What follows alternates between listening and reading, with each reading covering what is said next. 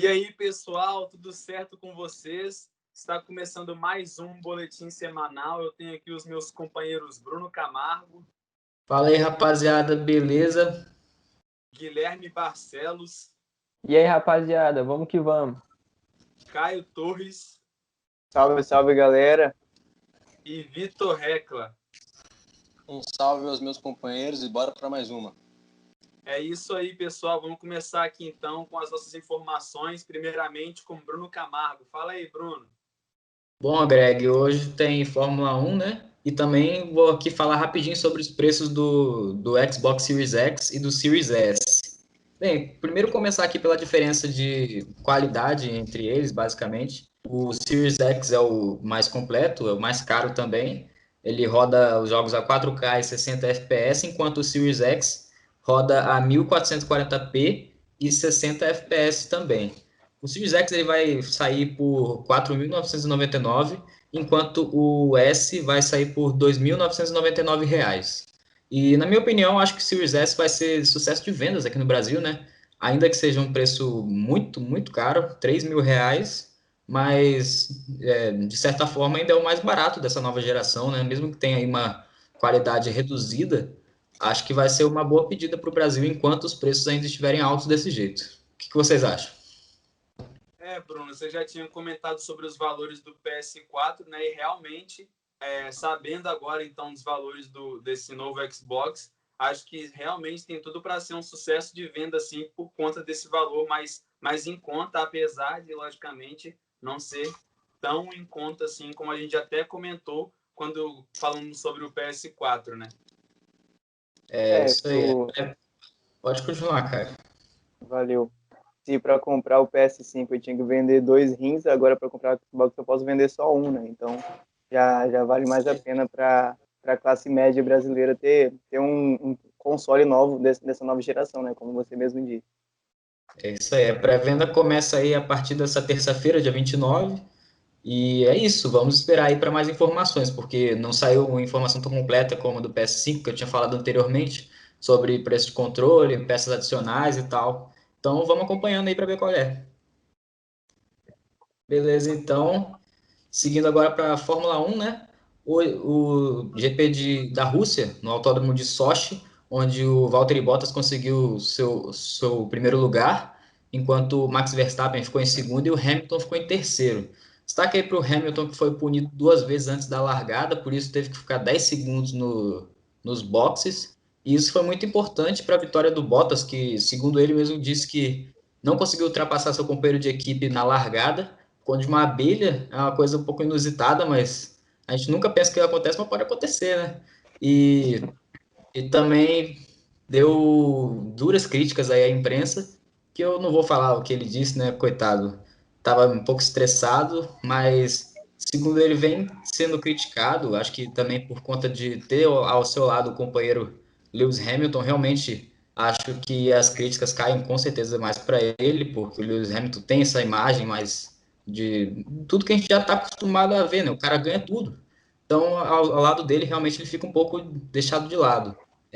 O Hamilton ele não subiu com a camisa que ele usou de protesto antirracista como ele subiu lá na Itália, por conta de uma nova regra da Fórmula 1 que não permitia o uso dessas camisetas, eles permitiam só ficar com o uniforme mesmo. E eu também queria saber de vocês sobre essa regra e sobre a corrida no geral, o que vocês acharam? Então, Bruno, eu acho que a pressão está toda em cima do Bottas, né? Como você bem disse, o Hamilton é a estrela da Fórmula 1. O Bottas ele tem praticamente o mesmo carro na mão que o Hamilton tem.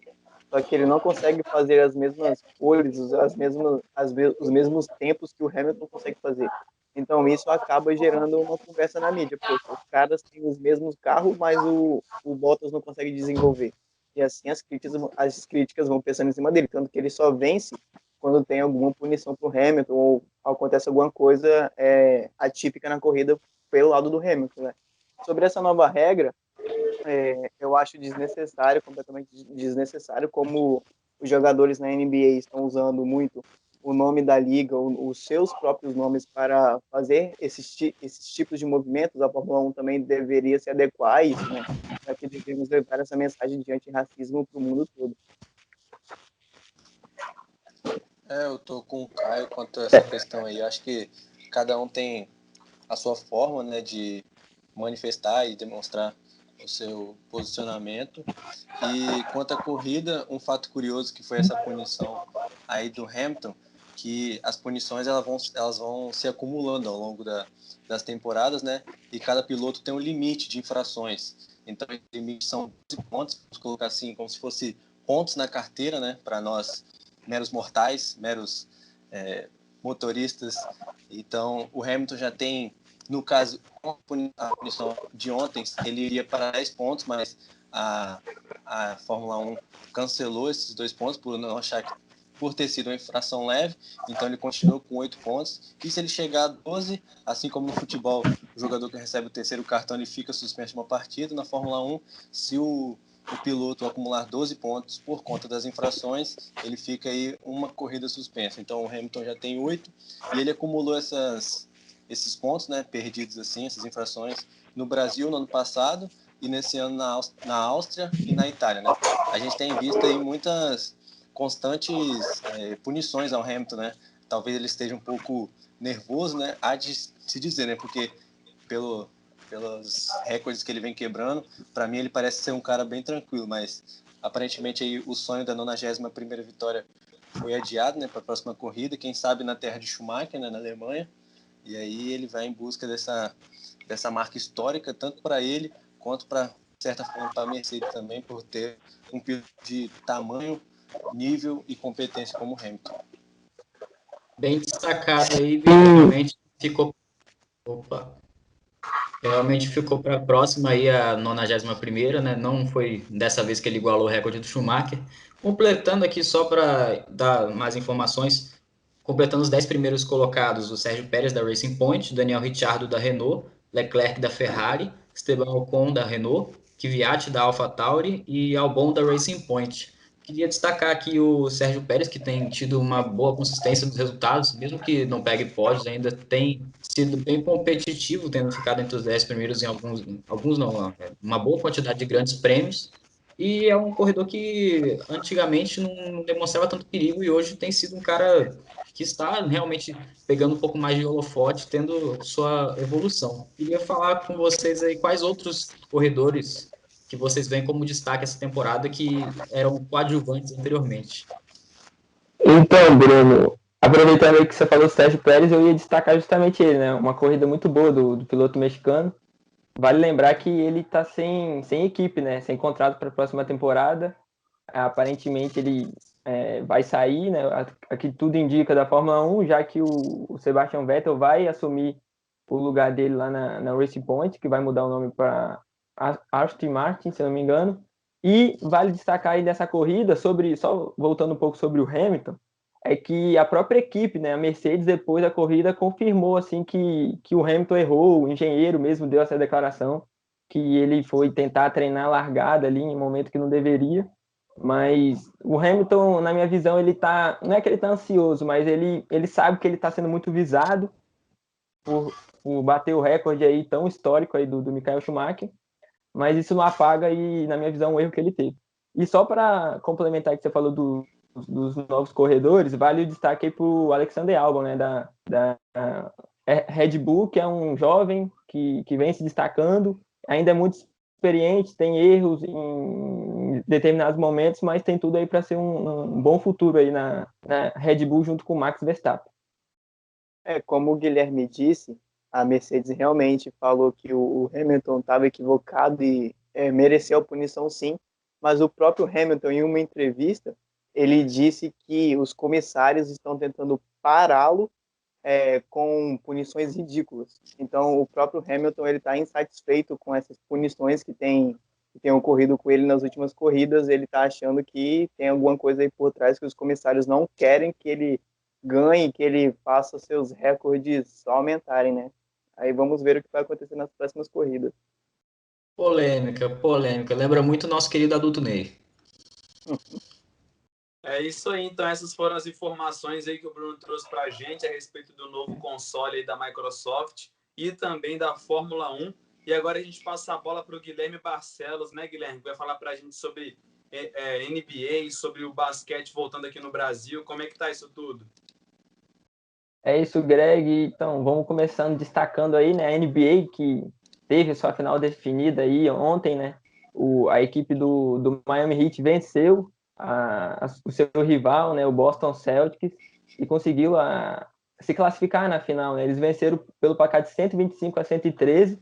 Lembrando que o adversário dele já estava definido, né, que é o Los Angeles Lakers, que venceu no último sábado a equipe do Denver Nuggets pelo placar de 117-107.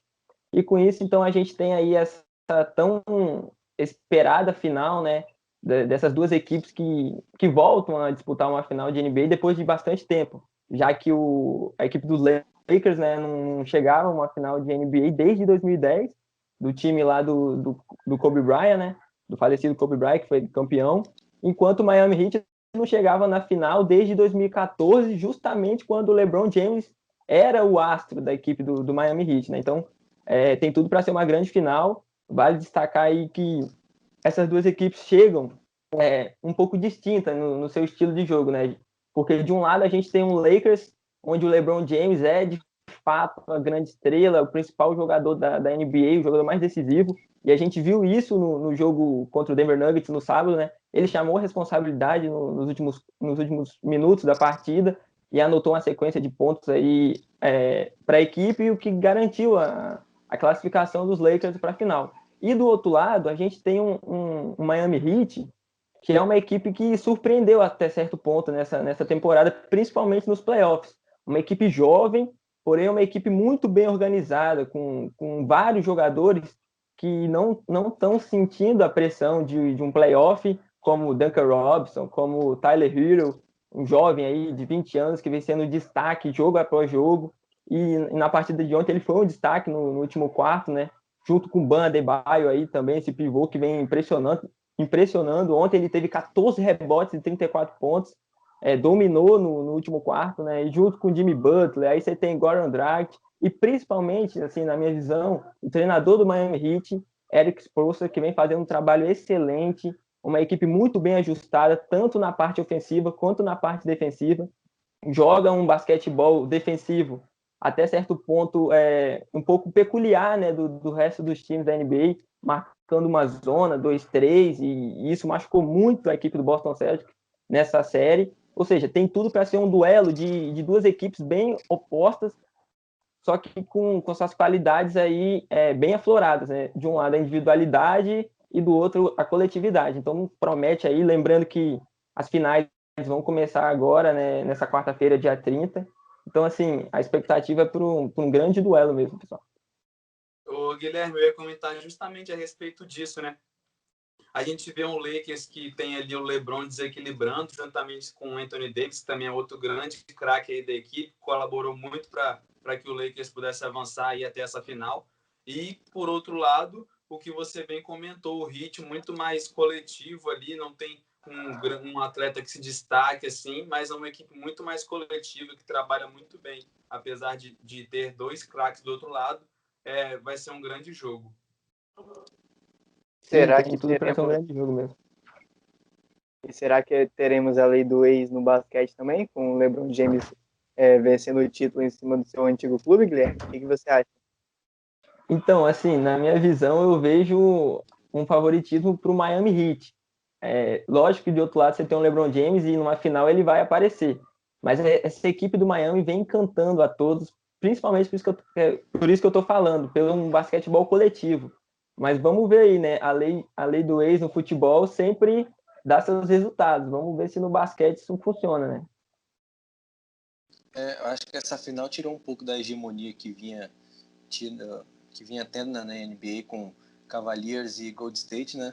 Até que enfim tiraram as duas franquias das finais, e é sempre ele, né? LeBron James carregando aí a sua equipe. Claro que todos os seus coadjuvantes ajudam muito. Hoje o LeBron James não sozinho consegue mais desempenhar o que ele desempenhava anos atrás, porque a idade certamente vai chegando, mas ainda assim é um grande craque e chega muito forte porque se você, de um lado, você tem o Miami Heat com jovens promessas aí que vem brilhando e vem fazendo uma ótima NBA, você chega de cara para encarar Anthony Davis e LeBron James, dá aquela, vamos colocar assim, vamos botar uma recuada, né, para você ir pisando fofo para jogar as finais, porque você tem dois nomes muito, muito respeitados, e o LeBron James, se não o maior nome um dos maiores nomes da NBA aí, né, que vem calando a boca de muitos e mostrando seu talento todo aí, e afinal promete bastante. Eu acho que o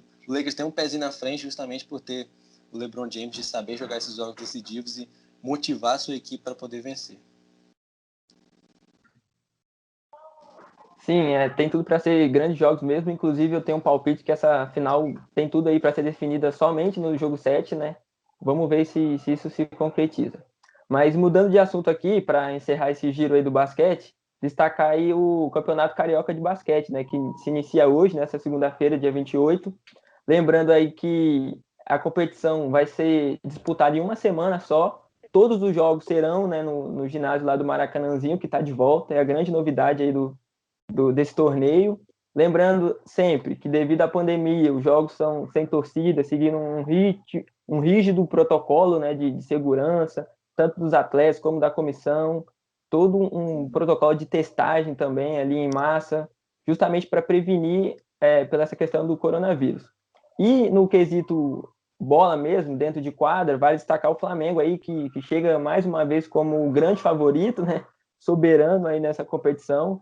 Lembrando que desde 2005 o Flamengo vem conquistando o título do Campeonato Carioca, ou seja, são 15 títulos seguidos, e o Flamengo na história tem 45 títulos, ou seja, é muito hegemônico, muito à frente do Vasco, que é o segundo colocado aí nos títulos em geral do Campeonato Carioca.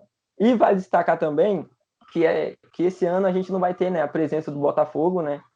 Uma notícia triste, o Botafogo que passa por dificuldades financeiras aí, não sabe se vai seguir esse projeto do basquete, já perdeu seu treinador, o Léo Figueiró, para o Bauru, então é menos uma equipe. Com isso a gente terá 5 equipes, né, disputando o torneio, que é o Flamengo, como eu disse, o Atitude, o Niterói Basquete, o Municipal, Atitude, e o Tijuca aí que está sempre nas competições. Então são 5 equipes em busca desse título aí do Campeonato Carioca. Guilherme, Flamengo e Atitude acabou de ser encerrado, e o Flamengo venceu por incríveis 114-37. Então, realmente, como você disse, a hegemonia do Mengão no basquete vem aí se concretizando ao longo dos anos, e provavelmente é o que deve acontecer esse ano também, né? Caso tudo dê certo.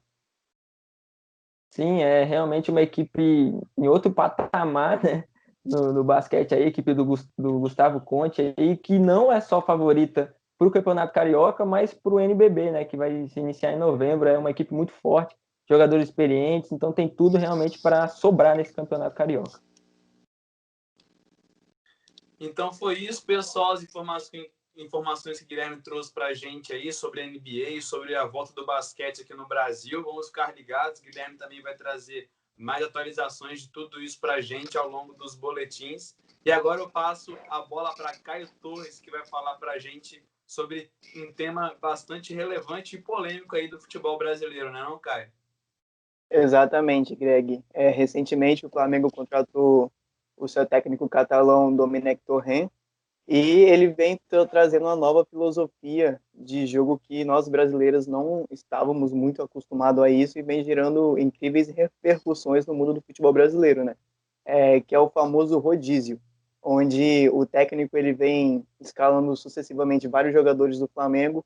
Ele tem um padrão de minutagem, onde, por exemplo, eu vou citar aqui um exemplo de minutos curtos para ser facilmente entendido. Por exemplo, que um jogador ele tenha 20 minutos para jogar, para ficar em campo.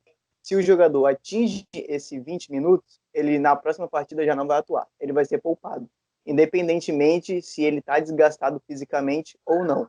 Se ele atingiu esse tempo de 20 minutos, ele ficará sem jogar, independente de nome ou de desgaste físico, como eu mesmo disse. Tudo isso dele é baseado em dados científicos onde ele estuda com os profissionais da medicina do Flamengo. Então, eles calculam a minutagem, como eu disse, e também calculam diariamente como o jogador tem se desgastado, como tem sido a recuperação dos jogadores, tudo isso bem descrito definitivamente pelo papel da equipe médica. Outro fator importante também são os círculos de treinamento que os jogadores do Flamengo realizam com o Domenech Torrent.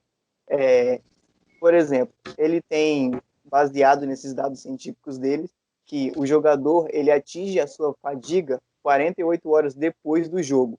Então, por exemplo, se o Flamengo joga no domingo, na segunda ele treina e na terça os jogadores têm folga, que seria as 48 horas depois do jogo. Então, esse revezamento de treinos vem acontecendo no Flamengo desde a chegada do Domenech Torrent. Então, joga no domingo, treina na segunda e folga na terça e treina quarta de manhã antes do jogo ou quarta à tarde se o jogo for na quinta, no caso.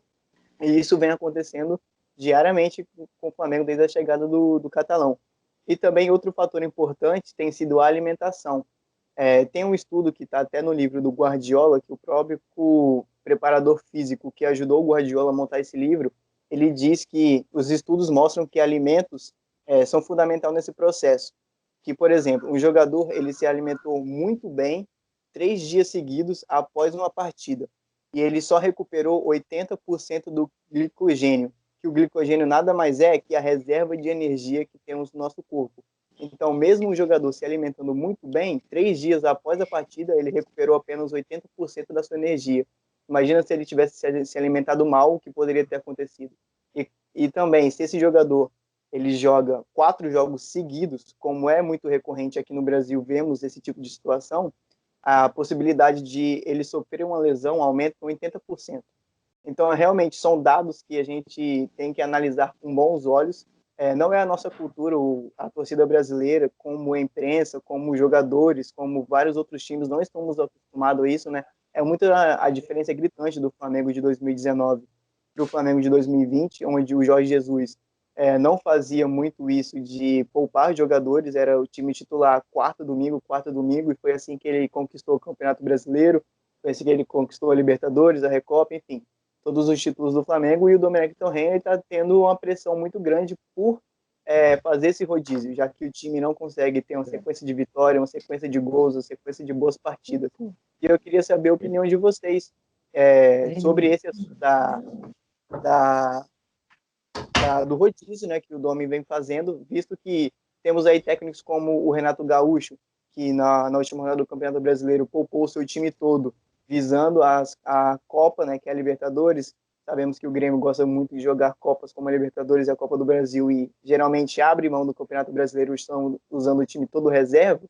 Não é a mesma forma que o Domenech faz, mas é algo que podemos se espelhar, né? Eu queria saber a opinião de vocês sobre isso. Então, Caio, a gente sabe que o calendário do futebol brasileiro, por si só, ele já é bastante complicado para todos os clubes, né? Principalmente quando tem jogo da Libertadores no meio da semana, como vem acontecendo. Então, assim, eu acho que um dos fatores que fizeram que esse tema virasse tão relevante foi justamente essa diferença tão grande do trabalho feito pelo Domenech para se comparado ao trabalho feito pelo Jorge Jesus, né? E também por conta dos resultados que o Flamengo vem tendo ao longo das competições que ele vem disputando. Eu acho que por isso se tornou um assunto tão comentado no momento, porque, ao meu ver, se não fossem esses resultados, de certa forma, ruins do Flamengo, principalmente por conta do jogo do Del Valle e tudo mais, não estaria sendo tão falado assim, e, ao meu ver, estaria sendo um fator até positivo sendo implementado pelo Domenech, porque são muitas informações relevantes que você trouxe aí e são fatores que têm base científica, né? Então a gente não tem por que dizer não para isso. Eu acho que, assim, o Jorge Jesus, no período que ele esteve no Flamengo, que ele quebrou essa regra, podemos assim dizer, e colocava os jogadores para jogar sem fazer muitas mudanças. Então, ao meu ver, é muito por conta dessa diferença dos dois trabalhos. Acredito Só que... Perdão, Guilherme, pode dar sequência. Não, eu só ia falar assim que quando o Caio começou a explicar ali o método de treinamento do Domenech, eu recordei, né? Porque eu acompanho assim um pouco do futebol europeu e eu consigo perceber isso, principalmente na Espanha. Isso é uma característica dos treinadores de fora. Eles têm esse padrão de, por exemplo, a equipe joga no domingo, na segunda, em vez de ter folga, o que geralmente acontece aqui no Brasil, não, lá eles dão um treino, só que é um treino mais regenerativo para na terça você justamente descansar, ou seja, 48 horas depois, como o Caio disse.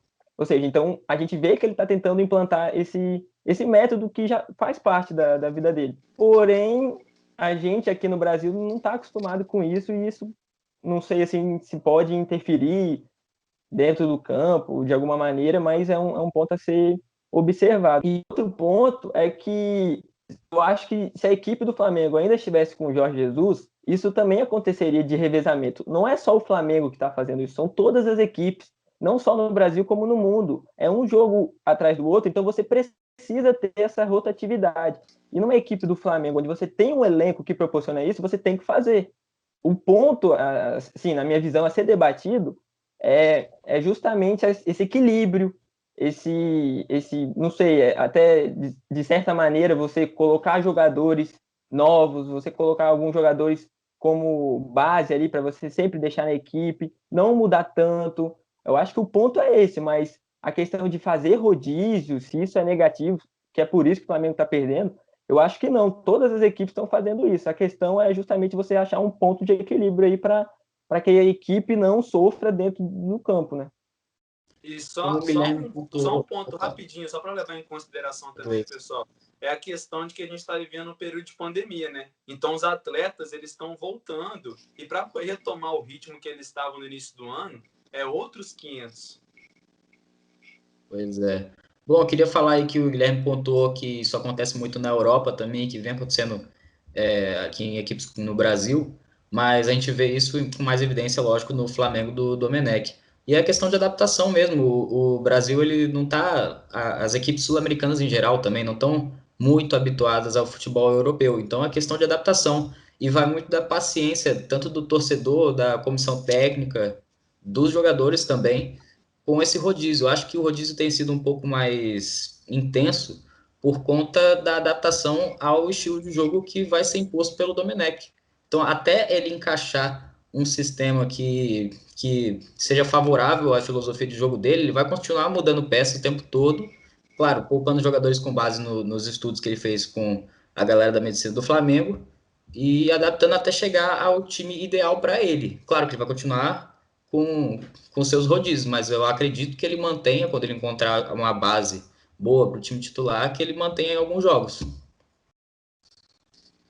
Bom, na minha opinião, sim, essa resistência ao rodízio ela é histórica, né? Porque você vê aí, vamos colocar na década passada, você não se um Romário ficasse de fora, se um Bebeto ficasse de fora, se um Edmundo, um Paulo Nunes ficasse de fora algum jogo, a torcida já achava o cúmulo do absurdo, né? Então, aquela história de que tá bem, tem que jogar, mas nós torcedores não sabemos a realidade do dia a dia do clube, né? Às vezes o cara não tá 100%, ele tá 80%, 70%, e ele não consegue desempenhar o que o treinador quer. E através disso, o futebol hoje muito mais tático, exigindo muito mais dos atletas, ainda mais como o Greg citou, num período de pandemia, onde tem jogos a cada 60 horas, 72 horas no máximo, o jogador não tem um período de recuperação curto, né? Tipo, na verdade, um período de recuperação eficaz, né? Na verdade, que esse período de recuperação é curto devido a esse calendário apertado. Então, a gente coloca aí, vamos citar no Botafogo aí, o Luiz Henrique, que saiu para a Europa, mas ele já estava há 6 rodadas sem jogar, porque por uma dor muscular que não tinha esse tempo hábil de trabalho, né? E como esse calendário está mais ajustado, ele acaba perdendo muitas rodadas. Ao meu ver, no caso do Flamengo, esse rodízio ele está sendo questionado porque os jogadores que têm entrado não têm correspondido. A diferença é nítida de quando você entra, claro, devido às proporções assim, mas quando você entra com Bruno Henrique e Gabigol, do que quando entra com Michael e Pedro. Os dois jogadores, a não ser o Pedro, né, que vem fazendo muitos gols, mas eles não conseguem desempenhar o mesmo futebol que os titulares apresentam. Então, talvez esse seja um dos pontos a ser questionados. Por que os jogadores não conseguem assimilar o trabalho no contexto? Porque o jogador que fica no banco de reserva, ele só tem a mentalidade de entrar para mudar o jogo, assim, numa situação adversa, quando, na verdade, ele tem que entrar para poder fazer o que o treinador, no caso do Domenech Torrent, ele tem proposto para o time do Flamengo. Talvez essa seja a dúvida aí. Além do fator físico e tático que o futebol tem exigido bastante, acho que falta um pouquinho de consciência de todos os atletas para poder assimilar o trabalho num contexto assim, de forma geral. Eu queria fazer uma pergunta para vocês em cima do que o Vitor acabou de dizer, porque, como vocês mesmos disseram, na Europa isso é recorrente e isso é costume de acontecer, esse tipo de rodízio e etc. Mas existem tipos de jogadores que é dificilmente a gente ver no banco, como Messi, Cristiano Ronaldo, Suárez, etc. Eu queria saber para vocês, de vocês, no caso, o Gabigol, ele chegou a ficar chateado e provavelmente está chateado até hoje, que ele não se declara, não dá nenhuma reportagem depois que ficou no banco contra o Fortaleza. O Gabigol no Flamengo é esse tipo de jogador insubstituível, como o Cristiano Ronaldo na Juventus, como o Messi no Barcelona, não querendo comparar a habilidade, eu querendo comparar o que o jogador traz para o clube em si. Ele é esse jogador insubstituível que não deve ficar no banco, como também o Bruno Henrique e o Everton Ribeiro, que são destaques do Flamengo? Olha, Caio. Opa, pode falar, Bruno. Obrigado, Greg. Olha, Caio, antes de mais nada, eu vou dizer que eu entendi sua comparação, não vou te chamar de clubista hoje.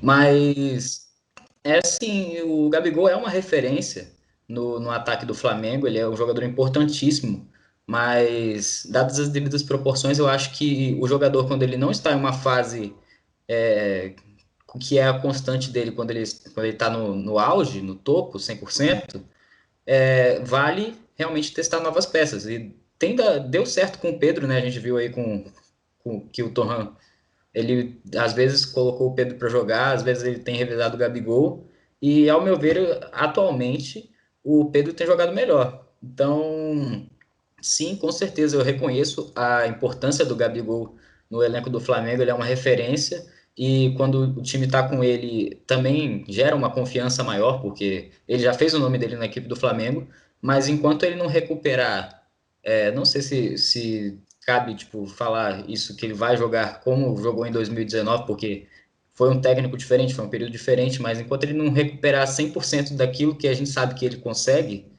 que eu acho que vale realmente testar novas opções.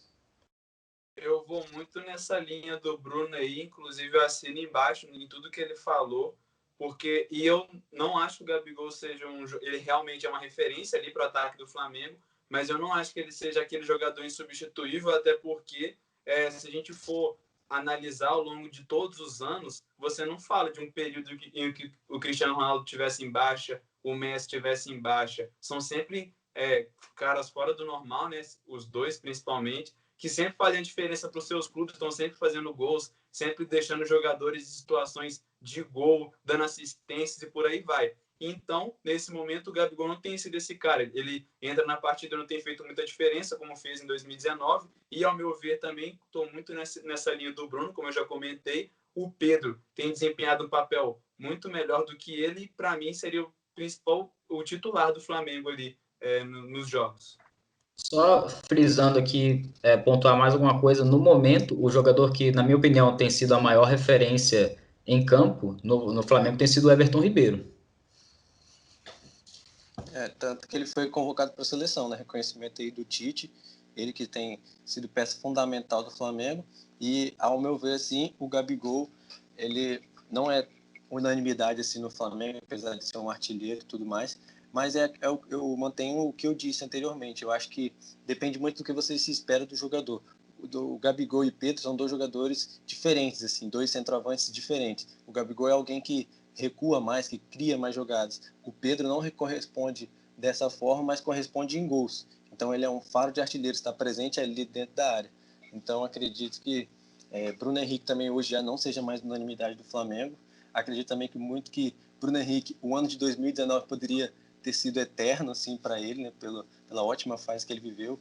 Aí teve lesões, teve uma fase que tirou aquela fase incrível que foi o Flamengo 19, e tem umas peças entrando agora, mas é justamente o que a gente está falando aqui. Acho que essas peças que o Flamengo contratou não estão conseguindo corresponder às expectativas do que foi o Flamengo de 2019. Então foi isso aí, pessoal, essa discussão a respeito do tema que o Caio trouxe para a gente, bastante relevante, muito importante a gente comentar a respeito disso. E agora a gente vai dando sequência, então, ao nosso boletim. Vitor vai falar para a gente sobre os clubes capixabas que deixaram a desejar, né, Vitor, na Série D aí, né, nessa rodada. Sim, Greg, na segunda rodada aí, o Vitória segue sem vencer, né? Jogando no Salvador Costa, perdeu para a Aparecidense de Goiás pelo placar de 1-0.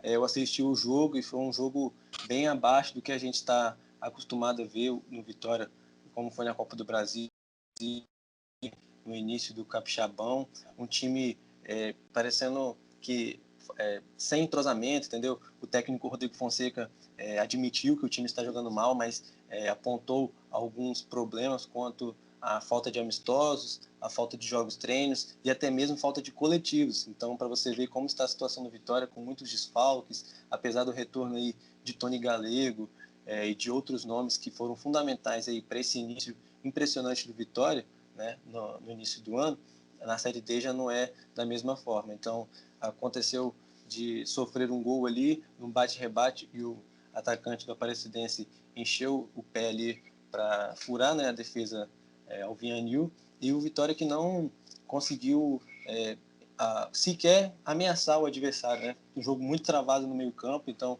teve que abrir pelas laterais, o lateral Cássio foi muito acionado para ser uma válvula de escape aí, né, para a equipe, para a saída de ataque da equipe, mas não deu certo, e o Vitória já tem, nessa próxima quarta-feira, a chance, né, de conseguir o primeiro triunfo, vai até o Mato Grosso, né, para enfrentar o União Rondonópolis, no estádio Engenheiro Lopes, às 17 horas. As duas equipes são lanternas aí do grupo 5, ainda não venceram na competição, e buscam o primeiro triunfo. Já o Real Noroeste, um resultado lamentável, vamos dizer assim, porque a equipe capixaba abriu 2-0 no placar, jogando muito bem. Eu pude assistir o primeiro tempo, ainda bem, né, que eu assisti o primeiro tempo, porque todos os gols saíram na primeira etapa, e a Real Noroeste começou amassando ali a zaga da Águia Negra, parecia que estava jogando em casa. Eu destaco também o ótimo do estádio da Águia, facilitou muito o jogo do Real Noroeste e de ambas as equipes, né? O primeiro gol foi um golaço do camisa 10, do Igor Santos, que já havia marcado na primeira rodada, e o segundo, outro belo gol também, após o cruzamento da esquerda, encontrou ali sozinho dentro da área o Peixoto, que só teve o trabalho de cabecear para o fundo das redes. A equipe do Águia Negra, do Mato Grosso do Sul, né, empatou com o Gugu e Jonathan e alcançou aí um ponto, né, que para eles considerado um ponto muito importante por ter revertido o placar de 2-0 aí, né, alcançado o empate. Já para o Real Noroeste, foi um resultado meio amargo assim, por ter, como eu disse anteriormente, ter aberto 2-0 no placar, e chega agora à vice-liderança com 4 pontos. Na próxima rodada, o Real Noroeste ainda joga mais uma partida fora de casa, dessa vez contra o Operário, na Arena Pantanal, né, uma arena de Copa do Mundo aí, quem sabe tem um bom gramado para desempenhar um novo bom futebol, e o jogo acontece na quarta-feira, às 4 horas. E eu queria saber de vocês, assim, nós já falamos sobre o Real Noroeste, como ele começou bem a competição, né, por não ter parado, mas eu queria saber de vocês do Vitória, assim, né, porque começa pouco empolgante, o técnico Rodrigo Fonseca diz que essa questão de falta de amistosos, falta de ritmo prejudica, e que a equipe vai evoluir com o decorrer do campeonato. Vocês acham que essa evolução pode ser tarde demais, Vitória alcançar uma vaga na próxima fase? Eu Olha, acho assim. pode seguir, Guilherme. Vou completar rapidinho, cara. Não, eu só ia falar assim, que eu acho que é um ponto, assim, lamentável, vamos dizer assim, né? Porque o Vitória, tudo bem, teve essa questão aí dos treinamentos, do ritmo de jogo, mas a equipe tinha que ter isso em mente. E num campeonato, assim, de fase de grupos, onde se você não arranca bem, acaba prejudicando, né? Então eu acho que, de certa maneira, o Vitória ele já se coloca em uma situação, assim, não delicada, mas uma situação já para ficar em alerta, né? Principalmente porque o Vitória, a gente tem assim em mente aquela equipe bem organizada aí que vem sendo as principais equipes do estado, junto com o Real Noroeste. Então, assim, fica aí esse ponto de alerta para a equipe do técnico lá, Rodrigo Fonseca, né? Eu concordo plenamente com o que o Guilherme disse. se o Vitória não acordar para a competição, vai ficar de fora da que é a maior competição que o clube está disputando nos últimos anos, né? O Campeonato Brasileiro Série D. Tudo bem que é só a segunda rodada, mas a segunda rodada já são 2 derrotas. Se for essa evolução gradativa, chegar na 13ª rodada, isso pode, esses 6 pontos que eles perderam agora, pode faltar e eles não conseguirem a classificação. O Real Noroeste ele vem fazendo um papel fundamental, principalmente no primeiro tempo, né? Percebemos que o poder do Real Noroeste está todo praticamente no primeiro tempo, onde vimos isso na primeira rodada, que o clube fez 2 gols também no primeiro tempo e agora fez mais 2 gols no primeiro tempo. Então eles sabem usar esse fator de começar o jogo amassando, como você mesmo disse. O que eles pecam mesmo é o cansaço pesa na segunda etapa, eles acabam não conseguindo concluir mais gols e ficando com a defesa fragilizada. Acredito eu, se eles conseguirem ter esse equilíbrio entre primeiro e segundo tempo, eles são grandes favoritos. E o Vitória tem que realmente abrir o olho, porque a situação pode ficar complicada mais para frente.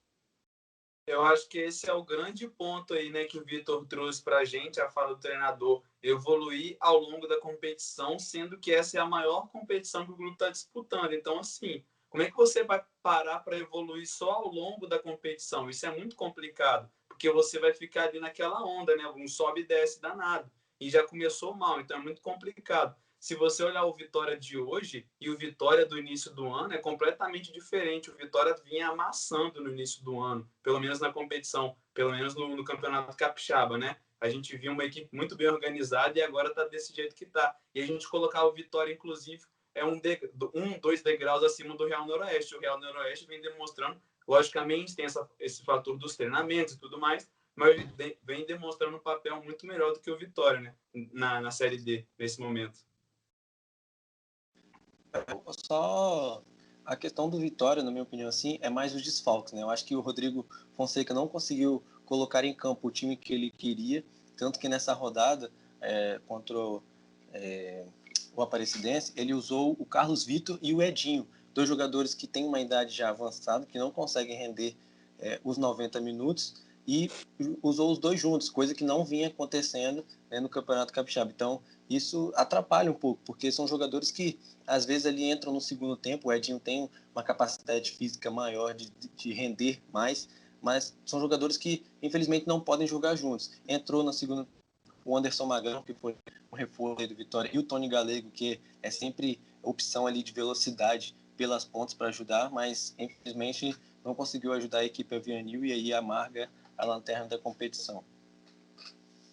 O que nos resta é torcer por melhores resultados aí, né? Tanto do Vitória quanto do Real Noroeste, que a gente ainda espera muito dessas 2 equipes, inclusive uma classificação, né? Que é o torcedor capixaba tanto sonha aí, né, dos clubes. Mas a gente vai dando sequência aqui então, e logicamente ao longo das semanas aí, tudo quando as rodadas forem acontecendo, Vitor vai estar atualizando todo mundo a respeito da Série D aí e do desenrolar dos clubes capixabas também, de modo geral.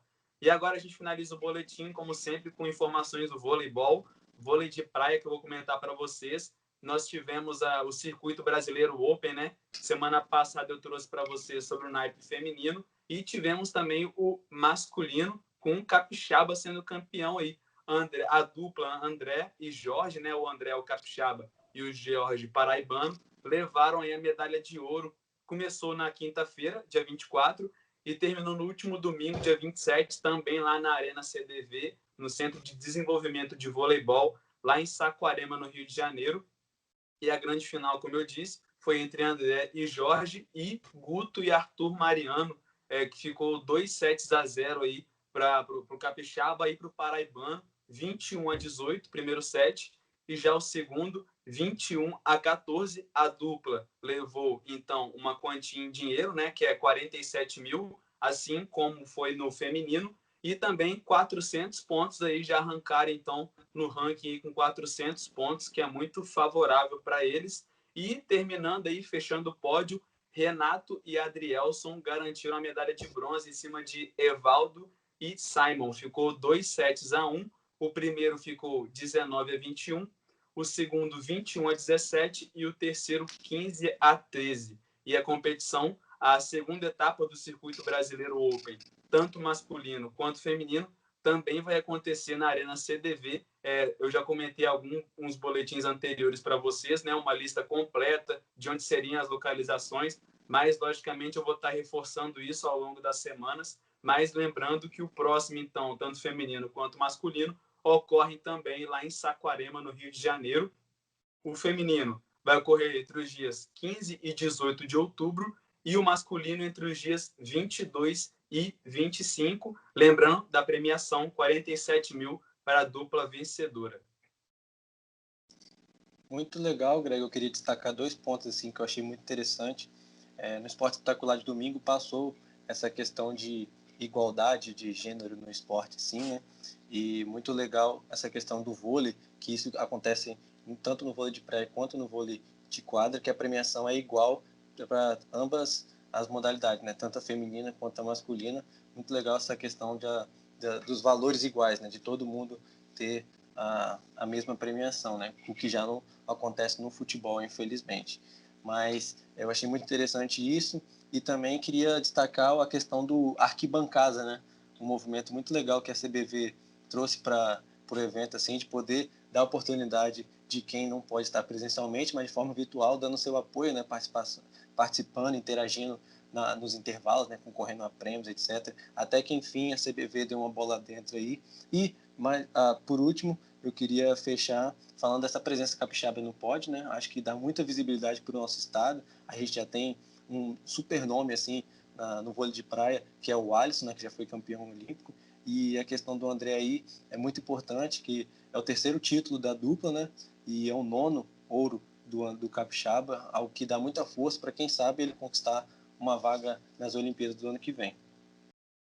É isso aí, temos mais um grande nome aí do vôlei de praia capixaba, André, então, que conquistou essa medalha de ouro. E, logicamente, que ao longo das competições eu vou estar passando tudo para vocês, comentar mais no próximo boletim sobre o que será da segunda etapa da competição feminina, e a gente fica sempre ligado também da masculina. Eu vou passar tudo para vocês, seja aqui no boletim ou lá também no Instagram, através de releases.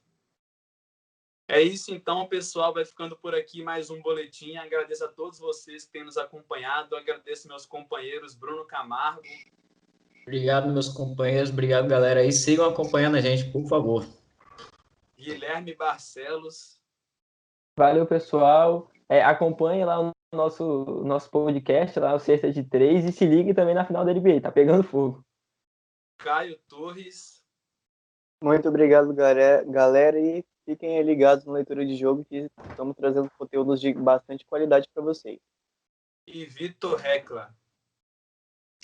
Obrigado, meus companheiros. Até a próxima. E fiquem ligados no Futebol de Pocá, hein? Tem episódio novo na área e quinta-feira já tem mais um, dissecando aí a participação dos capixabas na Série D. Até mais, um abraço. É isso aí. Fiquem ligados no nosso Spotify lá com muitos outros programas para vocês. Até a próxima. Um abraço. Valeu.